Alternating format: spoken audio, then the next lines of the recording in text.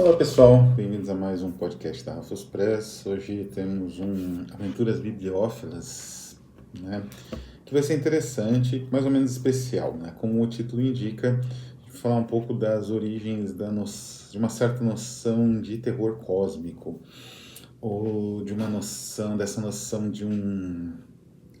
de aspectos infinitos, ou quase infinitos, porque eles são finitos, da existência, diante dos quais as escalas humanas se perdem, e isso causa uma angústia gigantesca, uma sensação de terror e impotência, que está ali na base do terror cósmico, tanto do Lovecraft quanto de outros autores, né? E a gente vai ver assim meio que a origem, um pouco, né, do princípio histórico disso. Essa origem está relacionada com a primeira HQ lançada pela Rafus Press, de minha autoria, com desenhos do Fábio Lauviat, que é esta aqui, né? A segunda HQ, eu vou comentar um pouco dela mais no final, ela está em produção ainda, mas vai sair. É que o aumento dos custos de tudo complicou, né, a finalização da HQ, a Opium, mas a extinção já está disponível, enviei para os apoiadores, e esse meu gato estranho da casa, e está disponível também no sebo Clepsidra. Eu vou deixar o link aqui para quem quiser adquirir, né?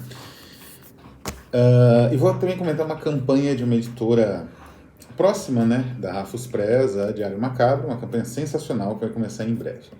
Mas antes, queria só comentar que a nossa campanha da Mitologia Noturna foi muito bem. Já estamos trabalhando na tradução dos materiais, né? E a boa notícia é que, pela porcentagem, né, ainda falta cair uma ou outra coisa, talvez. Talvez tenha sido cancelado, não sei. Mas ainda falta cair algumas coisas. Então, nesse sentido, talvez, né, a gente tenha chegado a 85%. Não é nenhuma maravilha, mas é o suficiente, né? O esforço de todo mundo foi, digamos assim, até também dos quem apoiou, evidentemente, né? Merece ser recompensado, então vai sair a tradução do Steinbock, né, do Vampiro, e a tradução do Aleister Crowley vai ser distribuída para todos os apoiadores, né? Como eu disse, se a gente passasse de 80%, tivesse uma boa quantidade de apoios, né, sei lá, isso convenceria a tomar uma decisão assim, deu certo, que bom, né? Então tá tudo correto. Falar então agora dessa obra aqui, o Extinção, né? É uma HQ que foi inspirada por um conto meu, originalmente publicado neste livro aqui, The Gift of Cosmos Comet. É um livro que já tem um certo tempinho, né, que eu tenho ele. The Gift of Cosmos Comet in Praise of Night and Cosmos, de Damian Murphy Danguetto. Aqui o Danguetto é igual ao Jürgensen e o Paul Baker do Ministry, da banda Ministry.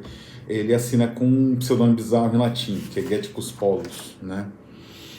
É um dos livros mais lindos que eu já cheguei a participar na minha vida, né? Dá para perceber aqui. E o meu conto é justamente,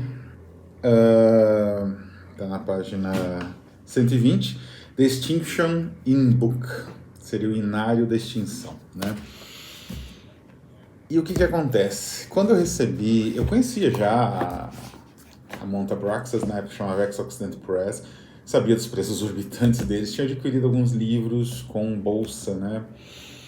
Alguns, inclusive, estão disponíveis na biblioteca da Unicamp, para quem quiser conhecer, a Monte Abraxas tem livro lá, é só procurar por editora, né? Se for aluno ou tiver acesso ao sistema Comute de universidades públicas, de bibliotecas de universidade pública, né? E o que acontece? Eu recebi o convite do Danguetto, ele mandou para um monte de gente, claro, para participar deste livro aqui.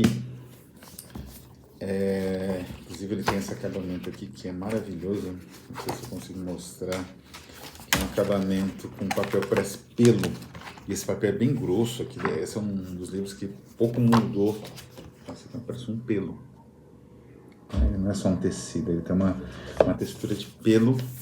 Foi utilizado, que eu saiba, só num livro no Brasil, pela Carambaia. Incrivelmente, depois que eu mostrei esses livros da Ex-Occident Press para o Fabiano, da Carambaia, eles lançaram o Stevenson, na história do burrinho, né? Viagem por Cevennes e tal.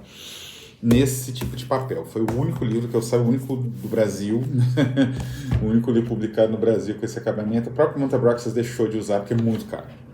Muito difícil de conseguir. Mas o que aconteceu? Eu recebi esse convite e eu estava lendo este livro aqui. A Eternidade pelos Astros, do Louis Auguste Blanqui. Esse livro teve um impacto tremendo nas minhas pesquisas, né? Foi uma leitura que eu fiz, assim... Foi um livro difícil de conseguir. Hoje em dia existem, eu vou indicar também nos links, vai ter bastante link importante, então rolem na parte ali da descrição do vídeo, vai ter os links todos.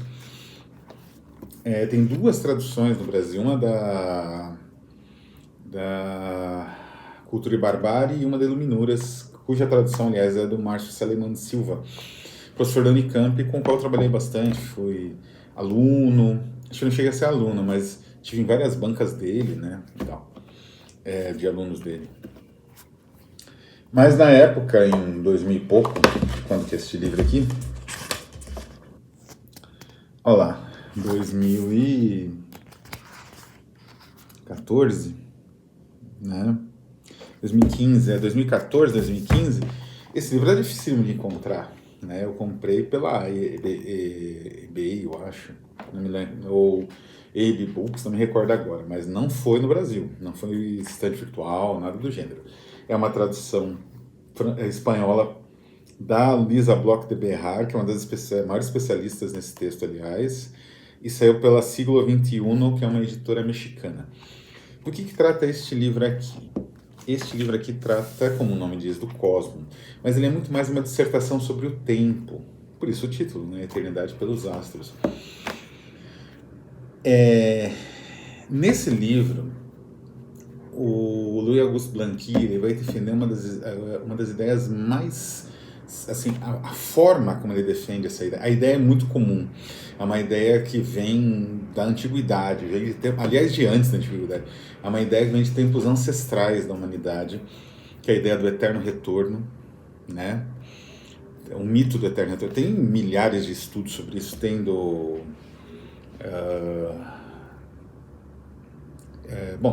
tem a visão filosófica do Nietzsche, tem estudos de folcloristas e antropólogos sobre a visão de eterno retorno relacionada ali ao tempo que sempre volta, etc.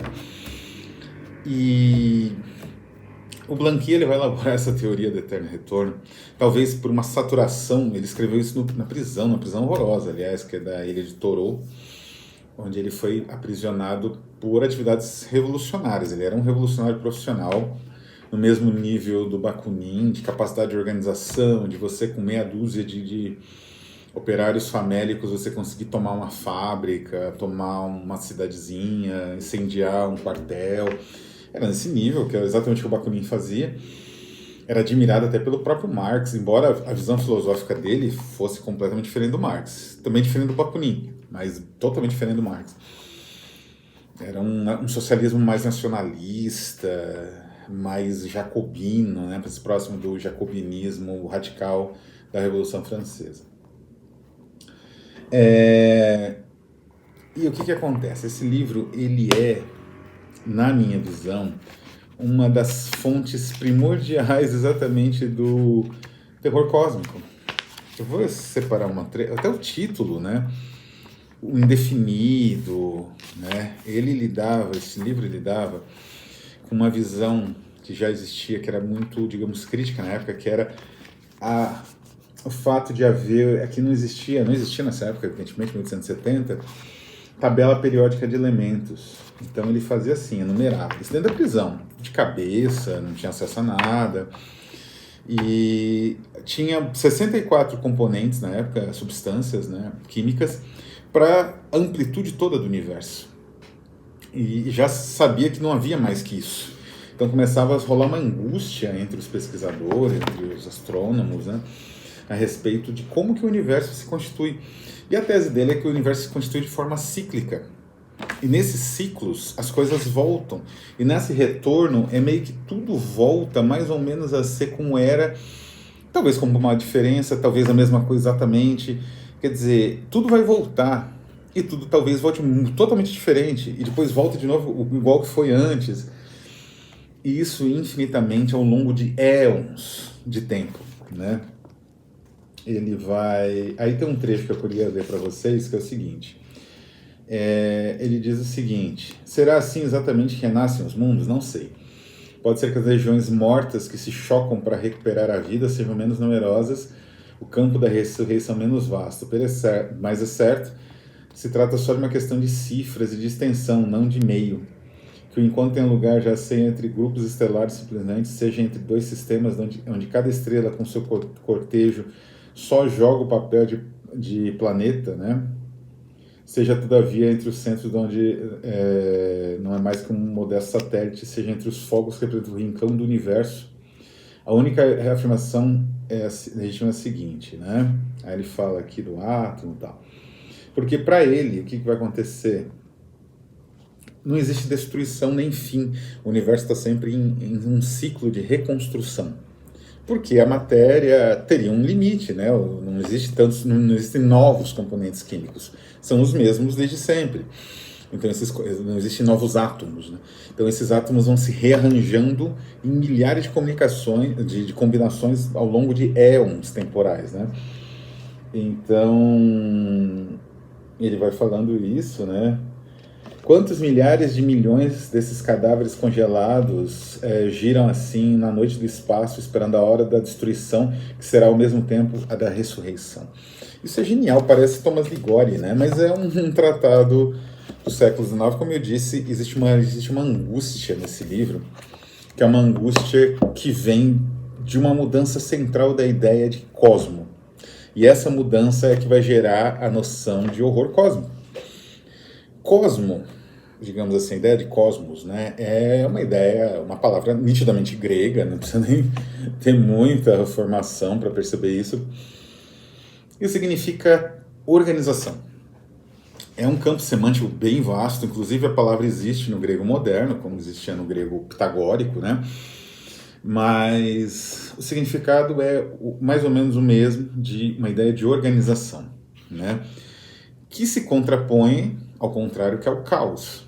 Cosmo e caos eram noções que na antiguidade eram centrais para conceber o mundo, conceber o universo, né?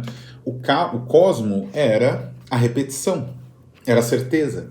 Quer dizer, a noite vai seguir um dia, ao verão vai seguir o outono, e depois o inverno, depois a primavera, depois o verão de novo, e assim vai, né? Essa certeza organizada, essa maneira de entender o universo, digamos assim, como algo previsível, é a base de todos os mitos da antiguidade e é a base do cosmos. O caos é o contrário, seria como se a noite não tivesse fim, seria como se você tivesse um inverno eterno, né, de vários anos. Então, a luta dos povos da antiguidade, através de todos os meios que eles tinham, era uma luta contra o caos, né? E isso durou toda a antiguidade. Isso valia para os gregos, isso valia para os romanos, né? Toda a antiguidade pagã. Isso valia para os egípcios, né? Os egípcios têm uma nítida questão com o caos, né? Isso valia para os mesopotâmios, para os hindus, por aí vai. Evidentemente para os celtas e para os nórdicos, né? Que também tinham uma crença, inclusive, com o caos em geral adivinham o fim do mundo, ou uma ameaça de fim do mundo. Isso é constante, todas as mitologias têm isso, né? E a organização do mundo vem do caos, de alguma forma, né? E isso permitia o desenvolvimento, a observação do universo, né? De certa forma, o Sol, sendo uma divindade que ele era, em muitas religiões e muitas mitologias, ao mesmo tempo que era nitidamente o astro que esquentava a Terra, permitiu um desenvolvimento, uma percepção da realidade muito, muito poderosa, uma percepção da própria natureza. Então a antiguidade vai ter um grande desenvolvimento da astronomia, né? Os gregos, por exemplo, eles vão conseguir... Eles já sabiam que a Terra é redonda, óbvio. Eles tinham determinado isso de maneira super fácil com sombras. E eles também já sabiam o tamanho da Terra. Conseguiram determinar ali na época do Pitágoras, não é? Um pouco depois, com sombras também. E a medição é praticamente 2 centímetros de erro, uma coisa assim. Só que aconteceu um problema. A Antiguidade acabou, infelizmente. Veio a Idade Média, e com a Idade Média veio, já no final da Antiguidade, na verdade, o cristianismo. E o cristianismo quebrou tudo isso. O cristianismo, ele necessitava, por ser uma crença apocalíptica, né, por ser uma visão de fim de mundo ali na esquina, daqui a um mês, daqui a um ano, que seja daqui a 100 anos, né, mas vai acabar e tá para acabar, não existia muita preocupação com nada além do fim, né? Não, nada, como é que vai ficar sua alma nesse quadro, né? Então, essa visão teleológica, essa visão escatológica, né, de fim, de tudo, facilitava, no caso do cristianismo, uma absorção de todo o universo do conhecimento, do saber. Estava na mão da igreja. Então, a ciência, a magia, né? A magia era um instrumento poderoso na antiguidade. Foi submetida às crendices, inclusive, né? Às superstições cristãs. E a própria religião, que era um marco civil importante na antiguidade, mais do que propriamente aquilo que é religião a partir do cristianismo. E essa, digamos, mudança alterou a visão do cosmo, não é? Quer dizer, você tinha uma série de observações de senso comum, uma série de textos considerados sagrados, e isso era o cosmo. Não havia mais a força do caos, em contraposição. O caos era um dado histórico de um passado remoto, que está lá em Jó, né? Ele menciona o Behemoth, né? Então está lá em Jó, está no Velho Testamento, não é? Está no Gênesis, então é algo histórico, digamos assim, algo que passou, então não existe caos. E o cosmo é a própria criação divina, né? O píncaro, né? O máximo da criação divina. E essa visão era muito problemática, né? Ela travava a possibilidade de refletir sobre o cosmo. Isso durou 1000 anos, mais ou menos. No final da Idade Média, veio o Renascimento e veio uma redescoberta do cosmo. Não só do cosmo, como dos conceitos de cosmo, esses que eu estou comentando aqui, da antiguidade e tal. E, mais que isso, com a observação e o desenvolvimento, a retomada do desenvolvimento científico e matemático, algumas intuições, porque não havia como provar, mas eram intuições muito verdadeiras, começaram a aparecer. Uma dessas grandes intuições é a ideia da infinitude de mundos, que era uma ideia apregoada inicialmente pelo Giordano Bruno. Giordano Bruno é um dos padroeiros da Rafus Press, ele é um herege, alguém que praticamente rompeu com todas as... Né? Ele antecipa o Spinoza também tinha essa mesma natureza explosiva, digamos, de romper com todas as instituições religiosas organizadas, ele vai rompendo uma a uma, até que ele ficou sem nenhum tipo de protetor, né? Nenhuma proteção política, e acabou preso e queimado no campo de Fiore, né? Tem uma estátua dele hoje e tal. E o Giordano Bruno argumentava que o universo era infinito, mas nem os matemáticos e físicos mais radicais da época, Kepler, Copérnico, um que veio um pouco depois, que é o Galileu, também seguia um pouco as ideias do Bruno, eles eram tão radicais nessa noção de uma infinitude, de um universo infinito. Ele estava errado, mas a verdade é que algo que é incomensurável se torna infinito para a nossa escala. Aí começa, de certa forma, a angústia. Né? Por que tiveram que calar Giordano Bruno? Porque ele dizia que o universo era infinito. Então, como que é isso? Deus criou uma coisa que é maior que ele mesmo, né? Então, aí já começa uma angústia, né? Começa o terror, né? Uma tal angústia que tem que queimar a pessoa que está fazendo uma defesa de uma hipótese científica abstrata, de certa forma, não é nada concreto, ele não estava pedindo nada social, por exemplo, mas isso era subversivo e era apavorante. Né? O Brecht tem uma peça que chama A Vida de Galileu Galilei, é uma das melhores coisas escritas no século XX, é o melhor que o Brecht escreveu na vida dele, e olha que ele é provavelmente o melhor escritor do século XX em língua alemã, o melhor poeta, com toda certeza, e o Brecht, ele fala disso, como essa visão do Giordano Bruno era por si mesma subversiva, ele não precisava tocar em nada social em si, era subversiva porque mudava a concepção da realidade, né? E essa concepção, essa mudança é apavorante.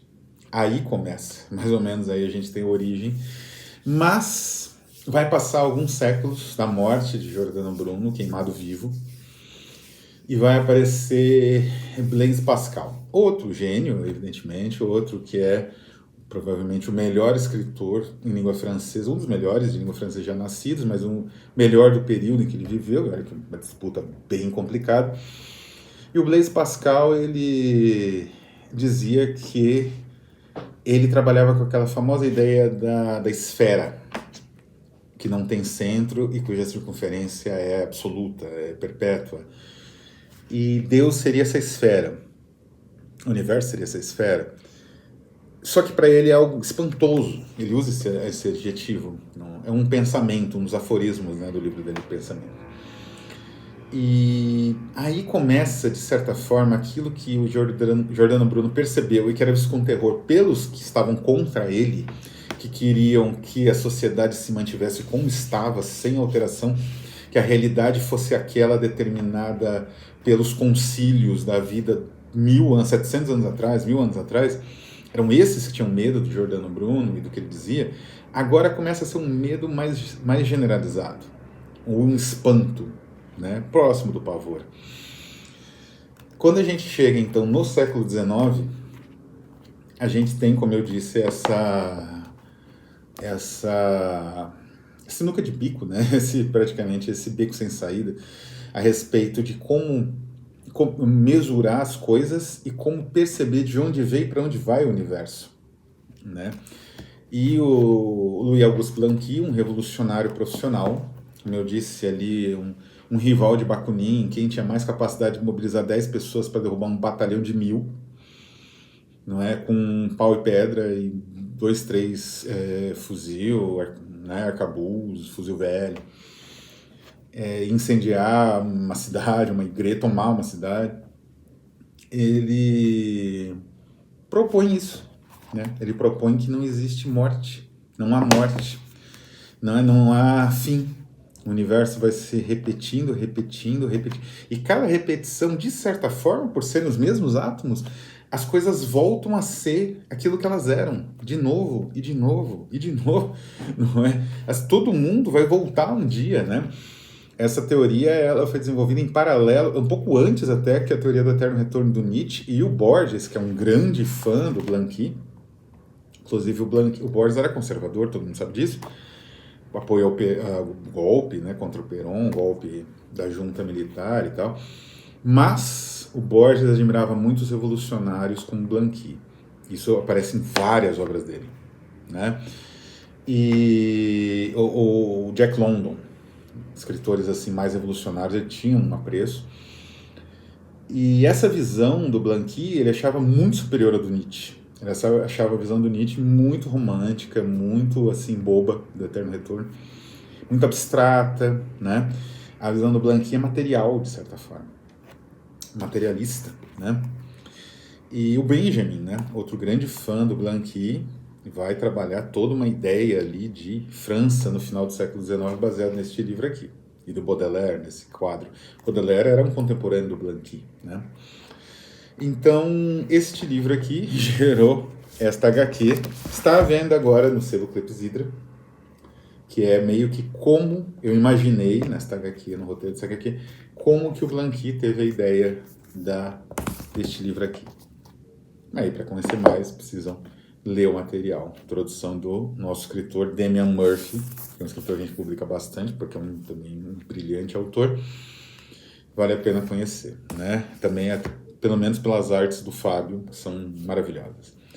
E o que eu ia comentar também é a campanha no Catarse, a nova campanha no Catarse da editora Diário Macabro.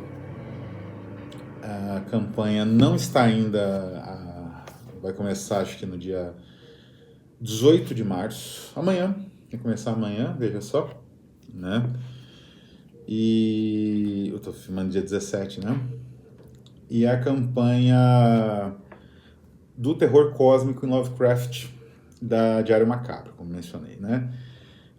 É uma campanha bastante especial porque o que acontece? A Diário Macabro é o terror estético examinado, é o título, né? Recentemente a Natália, editora, né, da Diário Macabro, Scotuzzi, ela defendeu uma tese a respeito do horror cósmico, desse tema que eu estou discutindo aqui agora, apresentando origens dentro de um ponto de vista mais limitado, dentro de uma outra perspectiva mais filosófica, que é essa perspectiva que eu costumo abordar esses temas. Ela foi pelo lado mais literário, evidentemente, e trabalhou uma tese sobre o tema, fresquíssima, né? Acabou de sair, ela publicou também não faz muito tempo.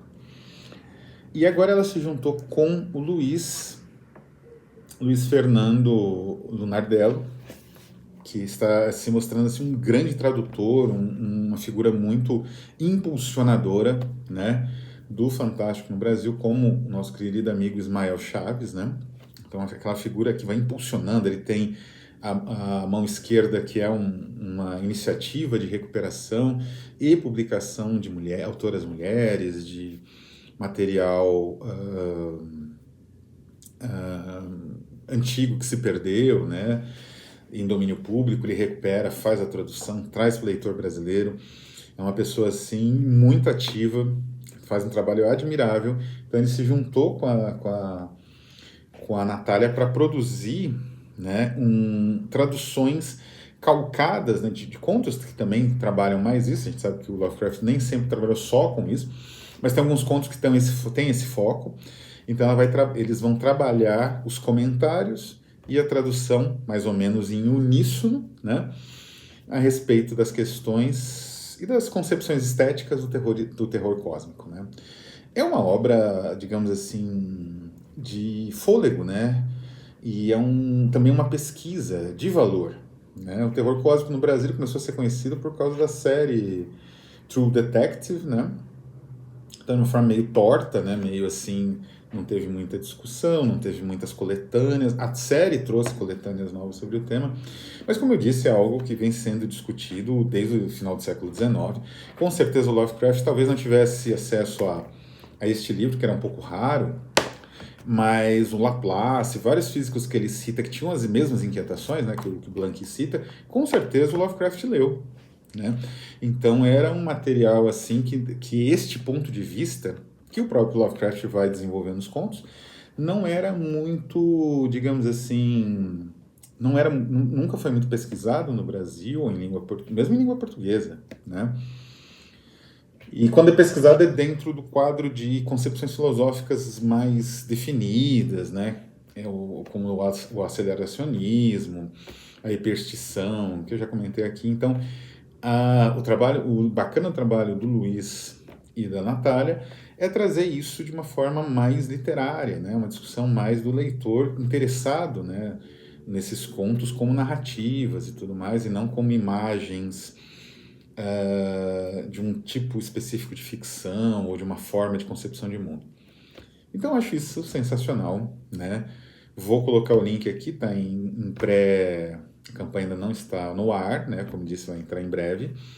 Mas você já pode se cadastrar. Talvez quando este vídeo for ao ar, ela já esteja. Então, de qualquer forma, vai estar o link aqui. Vou ficando por aqui, então. Um abraço e até a próxima.